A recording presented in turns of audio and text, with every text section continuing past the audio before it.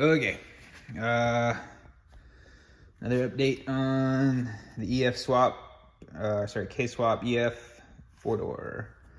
So I put some work into the fuel system, really testing out the PTFE fittings. I've gone way overboard with the lines, but the idea is to go, basically, we're gonna come in from the car.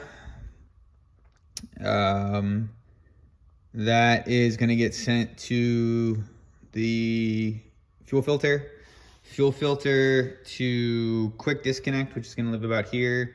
Quick disconnect to rail to return line under the manifold, back to second quick disconnect, and then regulator back to tank. At some point, regulator back to tank.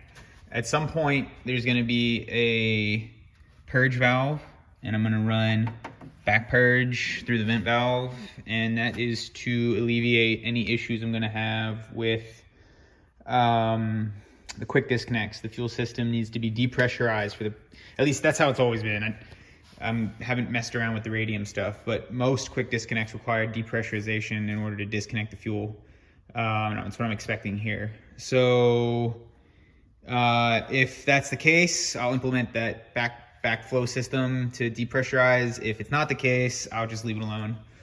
The shifting assembly is a pain in the butt. I'm like really going crazy just trying to get this thing to work the way it is. So far, I've got most of this figured out. I went ahead and modified the shift selector to make way for the opposite selector. So now it's on the other side, and I attempted to thread the original location, but it's too close to the other selector. So I'm gonna have to push back the post where the shift fork sits to about here. And I'm a little worried about leverage because it's gonna take it off of, the tangent, the circles. It's gonna change it, which changes the leverage. But it shouldn't be a big deal. I mean, it's gonna make it a little bit harder, from what I can tell, but that's honestly not that big of a problem. The real issue I'm running into is the shift plate. This guy is tough. I'm pretty sure I'm gonna go with steel. My buddy Bill at Hardline Fabrication is done brackets for me for some other stuff. So I think I'm gonna have him cut me a bracket to here.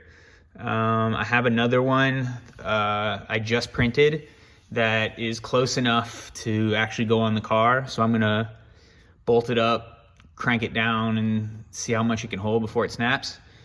I really don't intend to use it, but I mean, it'll at least get me to the point where I can keep testing. So that's about, at least on the way. The header's in. I don't know if I covered that last time, but the header is in. Fitment is good. We've got about 1.5 inches, so I'm not worried about spacing.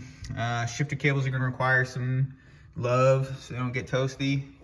The lines are at least routed. I just have them loose because I haven't tightened them up. I'll create grommets. Everything will be basically spacers to hold everything. Should tidy up. I don't want to have anything jiggling around at all. I'm gonna crank down on the dash too to try to tighten that up. These old cars are so clacky, and nothing you do is gonna fix it, but any little bit helps. So if you can take that out, you're doing yourself a favor. Other than that, small amount of interior work, getting the lines all taken out and adjusted, and the rest of the interior pulled and everything. I have a fuel tank on the way. When it comes time, I'm gonna drop the tank and just kind of evaluate the best way I wanna get fuel to there. I mean, there's a lot of emission stuff in there that is no longer required because race car. So I can get rid of all of it and simplify the fueling system, which will remove complexity and make it safer and better. So that's good. But other than that, not much left. Just keep plugging away. Thanks, guys.